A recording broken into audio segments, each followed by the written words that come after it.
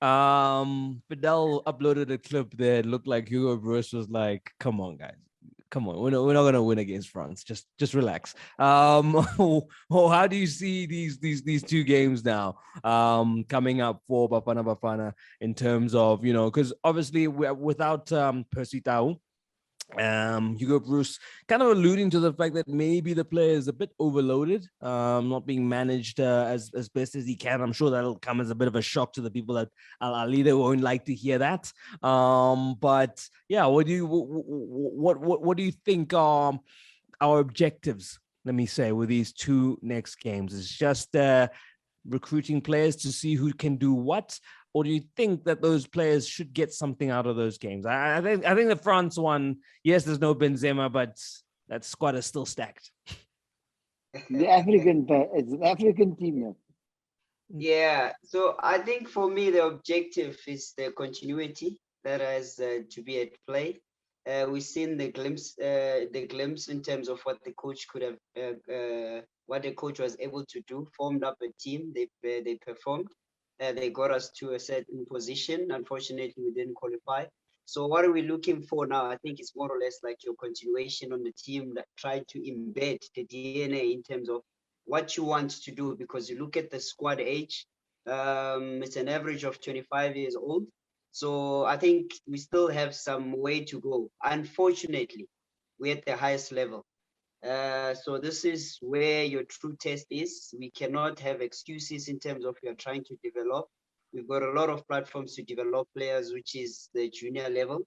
At this point, it's everything results driven, because the opposition that you're going to be playing, they're not going to bring a second stream team to say that we're trying to test out things. They're preparing for a tournament. And when I listened to one of the interviews that he had was where he said Bafana Bafana has always played like, not to be disrespectful, but weaker teams. I doubt in a national team there's ever a weaker team. National team, the word national team, that's not weak, because those are players that are chosen amongst the best on that league, whether they're playing in France, whether they're playing in Spain, wherever that they are playing. So I think within that being said, it has to be added up to understand that the objective is there for them to have a continuity and start building not building a solid team, but get the players that are ready, that are performing domestically and even overseas. Like the coaches said last week when we spoke, that get all the players that are performing and stop looking at the age, because the age at this point is not going to help us. Why wouldn't it help us? It's because that when you look at the development cycle and you're saying to us, you're trying to integrate younger players. Younger players have plenty of opportunities, man. There's MDC there, there's under 17, there's under 20, there's SAB. So what else are you looking for? So now this is the same thing that we are saying. This is what I'm saying now, that at this level, this is competition time. It's either you smell the coffee or you out. Just to go back a little bit to ask to answer also on the Kaizer Chiefs topic. Yeah. I think one of the questions, there are three things that are there, which is number one, it was the scouting that is actually there that is going wrong. Number two, we're looking in terms of, is Arthur ready to take on the team? Is he brave enough in taking over Kaizer Chiefs? So if Arthur is ready to take on the team, as the gentlemen have said, he must raise his hand. Kevin Hunt vacated the place. Then he should have said, if this is not happening now, let me go and ply my trade elsewhere. So this is one of the things that has been going wrong at Chiefs. And again, the Chiefs DNA has been lost. And having the young blood coming in with your Kaizer Junior, again, we need to look at the technical team manager. Is he still keeping the same DNA that Chiefs has had? Again, the placement of players and how you position those players. Because now, Chiefs do have players. The only difference now is that players are being played out of position. So we're not seeing the best of them. And again, the players that you've selected, are they a fit for this team to be in the better position?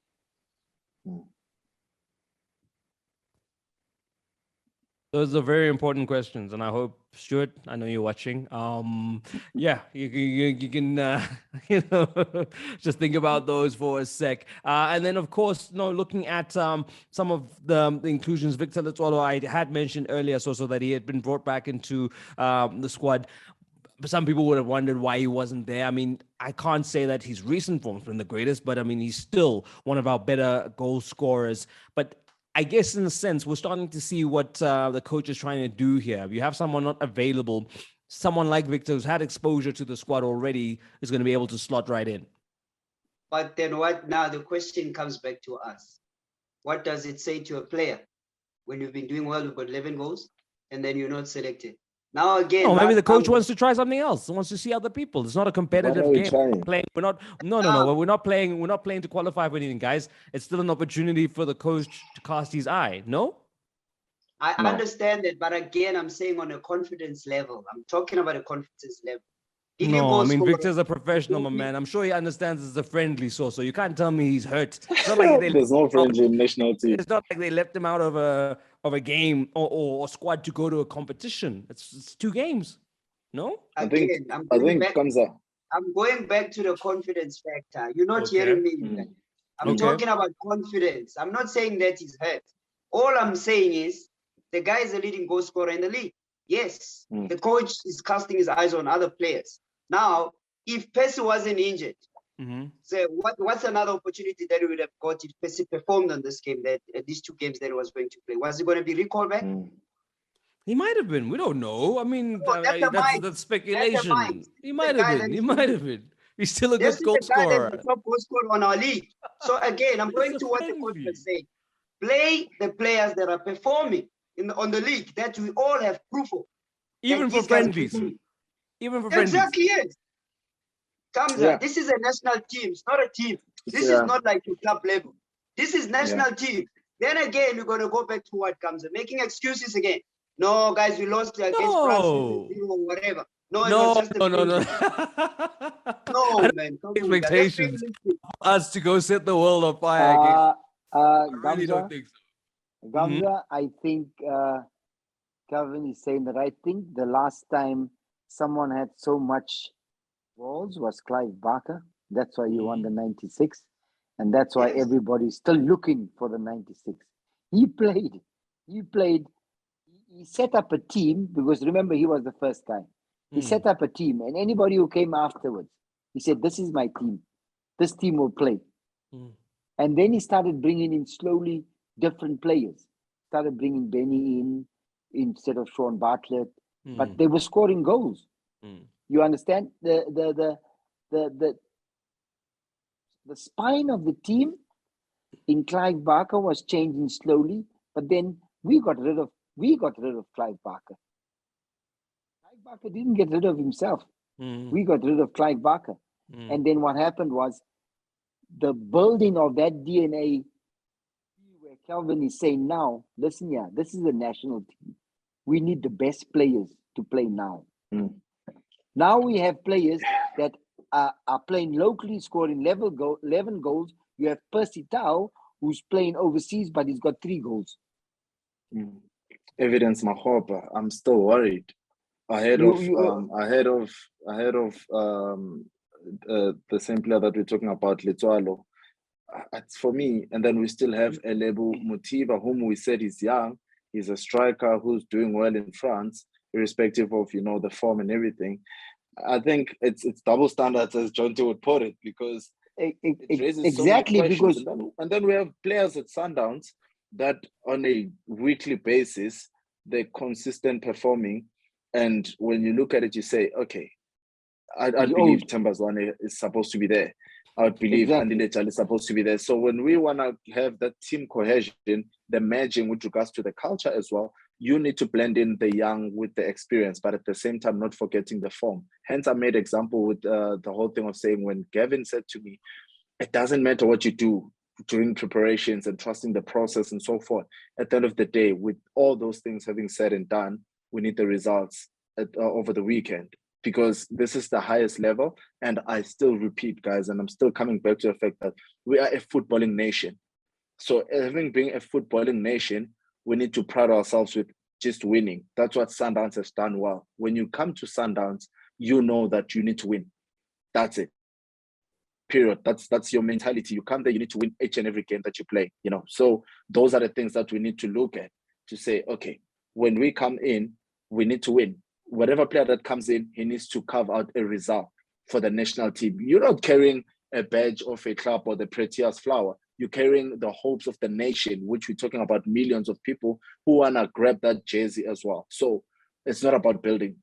We've been building. I agree. That one, let's cut it out. Yeah, I agree. I don't think it is about building. That's not what I'm saying. I'm just saying that there's a lot of players, and the coach is not always have an opportunity to see them in action. And if you can bring them into camp and cast his eye, for sure. I think for me, judge the man on the quality of his squads when we're actually doing the business end of trying to qualify for things. Right now, I think he's more, well within his rights. But that sets the tones. It sets the tones. It sets the tone because remember, we this is the same squad that couldn't qualify, and we're saying we're building. So how long are we going to give that process? Is it still the learning process or the trialing and experimenting until we qualify? process? Until we qualify. That's when the process is going to continue until. I mean, Gamza, I think John T will reply to you. I think Dylan. I can take. I'll give you the names now. They were in the under-23 team with Benny McCarthy that beat Brazil. They were sponsored by Sassel. They were coached by Shakes Mashaba. Right. That group was known as the 2022 Vision. John will tell you. It was known as the 2022 Vision. We are now 2022. Dylan Shepherd is a coach. Benny McCarthy is a coach. There's nobody that can beat that team. And like the guys say, like Brighton says, like Kevin says, national team is about winning. And when I look at the composition of other national teams, then our national team is set up like an NFD team. We might have a physiotherapist. We might have a doctor. We might have someone who will go out and check out things. When you look at other national teams, their backroom staff is a consistency of 40 people. Yeah. We give Hugo Bruce everything. Yeah, come with your assistant, and then the rest we'll see if we can find it. And you know what? He comes here and he says, I only got 3 people to answer to. I can do what I want to here. But go to Brazil. There's 40 people behind you. You've got to look after. Plus, you've got to look after the 25 that you are calling. And you've got to win the game. The same with England. That's it. The same with France. They got 40 people. There's 40 people now getting ready to play against South Africa. That's why you're not going to play against the second stream French team. You're going to play against the proper team. Right. But we'll go there with 5 people. It's all right. And the Messieurs. With one. Oh my goodness. Having been in John T, I'm gonna let you have the last word. Go for it on this whole topic and what the guys have said. Please. Well, I was in Dobsonville yesterday when Hugo Bruce had a press conference and he talked about Percy Tau, and Percy Tau I think is a situation to watch because he came off with a bruised knee according to Ahli in the Champions League game against El Merreikh after scoring. And Bruce then started saying, this guy's out for 6 months or this guy's out for weeks and could miss the June AFCON qualifier. But I haven't seen any scientific evidence that he's out for that long. And Al Ahly certainly haven't announced it. And then you have a report from Egypt. I saw that one of the Al Ahly legends who do like to talk, I'm sure Kevin knows that, but saying that Percy Tau doesn't want to play for Bruce. So I can't remember which one it was. He says Percy Tau doesn't want to play for Bruce. So I don't know. That's one to watch. What exactly is happening there? Why would you think that'd be the case, John T, if you had to proffer a guess as to why Percy Tau doesn't want to play for Hugo Bruce? No, I think this is a legend spouting nonsense. But clubs, when international friendlies especially are on, players tend to pull out of squads and then reappear in the first game back for their club. That's all I'm saying. It happens. No, John is right. Not just South Africa. I mean, Naby Keita's pulled out of the Guinea squad. I think he's out for a while, actually, to be fair. But for example, Trent Alexander-Arnold's out of the Liverpool squad. Reece James is out. These guys, Reece James is out of the England squad. Guys want to protect their players because they're paying their salaries, and it's from their perspective, oh, this is a couple of friendlies. It's not an actual Exactly. qualifier. You chill here But- in Cairo. You see, we'll guys, be even the happy. clubs think that. Yeah. No, but Jonty is correct, and Yeah. and a lot of the other nations are aware of this, and they play the same game. Mm. The national team coaches are clever. They sort of play the same game. It's like Percy Tau now. Percy Tau has to report for duty. Mm. Yeah, they could So make that- him, but they didn't. They have to. He has to report for duty so that SAFA's doctors can have a look and see how far. Hmm. So a lot of those guys, like England guys and things like that, the national coaches, they'll make those guys report for duty for that one day Right. and send them back. You Yeah. know, But I do they- understand. I do understand why, for a friendly, Hugo Bruce might not do that, and he might, like Cams has been saying, want to look at some other players. It gives him a chance to. Someone like Yeah. Lyle Foster, who's been doing okay in Belgium, can get a game, or yes, you can just look at some other players. I get it. We want to win every game, but it is a couple of friendlies. In the past, we've won friendlies and messed up the qualifiers, which is the wrong way around. thank you, much John rather T. than- I'm so happy you remember But- those. I'm so happy you remember those. But I We've also, won. I We've also won.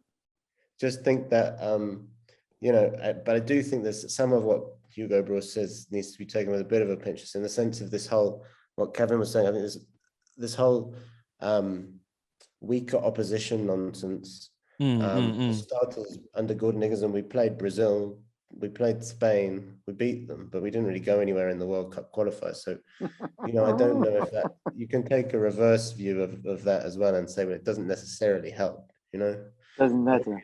narrowly to Brazil, and the Brazilian fans were cheering us in Sao Paulo, and we beat Spain at FMB Stadium. But look at our football now. But when we didn't It play in doesn't the matter. World Cup in Brazil, so it's irrelevant. Yeah. But in a sense, friendlies are fundamentally irrelevant. And what really matters is what we do in qualification. We didn't make it to this World Cup.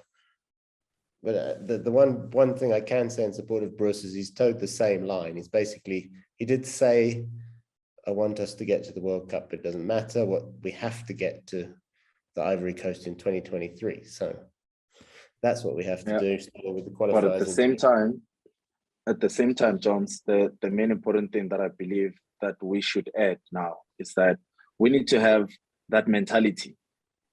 Start having the mentality to say we need to win, because that's the problem with South African football. We get into games, we start choosing games, or this I can use it as a friendly, this I can play these certain players, this I can, trying to tweak around the squad. Okay, Kamza is supposed to play these games and not these kind of games. Percy is supposed to come down for these games, not these kind of games. Right now, our South African football is in shambles. We haven't done anything in so many years as a national team. We started celebrating losing to Egypt in the quarterfinals of that AFCON in Egypt, which for me, I feel like that needs to change. We need to win games. Whether we're Lesotho, whether we're playing whoever, we need to start building up that momentum. That's what Roberto Mancini did with Italy. When he went back to Italy were in shambles. They didn't qualify for the Euros. They struggled for this and that. And then he started instilling the winning mentality. And that thing, it built on throughout. Okay, we're going 5 games unbeaten, 10 games unbeaten, up until they had that record. You understand? Up until they went on now, because of the winning mentality that they had, they went to the Euros with that mentality. That same mentality, that's the one that saw them triumph the tournament. So those are the things that we need to go back and say, what are we here for? We need to build a winning mentality. We need to build these young boys. Whoever that comes in needs to understand that I'm playing to win and I'm carrying the hope of the nation. And going forward, it'll be easier. It'll be easier when we get to qualifiers because we already have that momentum. But there's no way of us now playing all these games and not having the momentum. We're losing, we're drawing, we're chopping and changing. When we get to the qualifiers, the confidence, there's so much imbalance. So let's start winning games and build that mentality. So that when There's we only get one to the solution, gentlemen. Yeah. No more friendlies. Every game must have some sort of stakes. Amen. Every game must be for something. And then that way, what do you mean no? What do you mean? So Kamza. I mean, Kamza. When you say no more friendlies, is the same as saying let us not train and go and play. No. I'm saying the distinction, right? I'm saying I hear what Brighton is saying, in that momentum. I'm saying when you first qualify for something, surely after that, right? Once you've done it, they're going to be friendlies, they're going to be this, there's going to be that. That's when you keep that core and that nucleus and you move forward. But we haven't qualified for nothing. That's why I'm saying it's okay for Hugo Bruce to look at whoever he wants because we still need to qualify. Gamza, I think. Can I say something? I think Brighton. I think Kevin, the way forward. Look at who does it best. When you look at the Senegal team that have just won AFCON, 99% of those players don't play in Senegal.